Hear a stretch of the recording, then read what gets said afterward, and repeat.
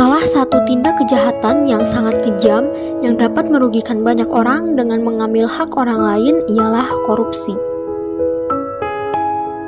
Korupsi merupakan penyelewengan atau penyalahgunaan uang negara atau perusahaan dan sebagainya untuk keuntungan pribadi atau orang lain. Lembaga Survei Indonesia mencatat peningkatan korupsi tertinggi terjadi pada tahun 2016 dengan angka 70,0%, yang kedua tahun 2018 dengan 56,6%, dan yang terakhir pada tahun 2017 dengan 54,0%. Korupsi berpengaruh negatif terhadap rasa keadilan sosial dan kesetaraan sosial. Korupsi menyebabkan perbedaan yang tajam di antara kelompok sosial dan individu, baik dalam hal pendapatan, prestis, kekuasaan, dan lain-lain.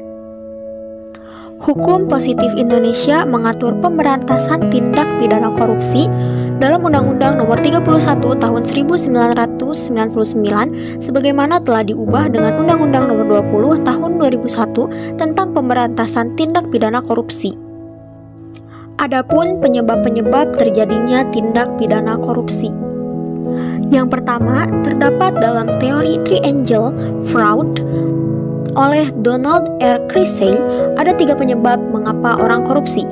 Yang pertama, tekanan, yang kedua kesempatan, dan yang ketiga rasionalisasi. Yang selanjutnya, dalam teori Ghosn oleh Jack Bolange, faktor-faktor penyebab korupsi adalah keserakahan, kesempatan, kebutuhan, dan pengungkapan.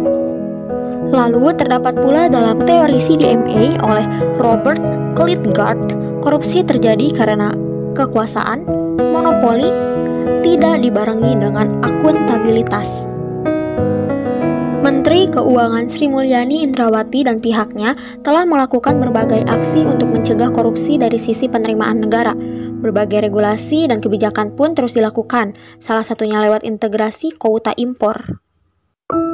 Mantan Direktur Pelaksana Bank Dunia menekankan dari sisi belanja pencegahan korupsi begitu sangat penting. Sebab itu, Kementerian Keuangan mendorong agar perencanaan anggaran dan terutama pengadaan barang dan jasa pemerintahan dilakukan dengan landasan tata kelola yang baik, transparan, akuntabel, integrasi dari perencanaan dan penganggaran dengan berbasis elektronik.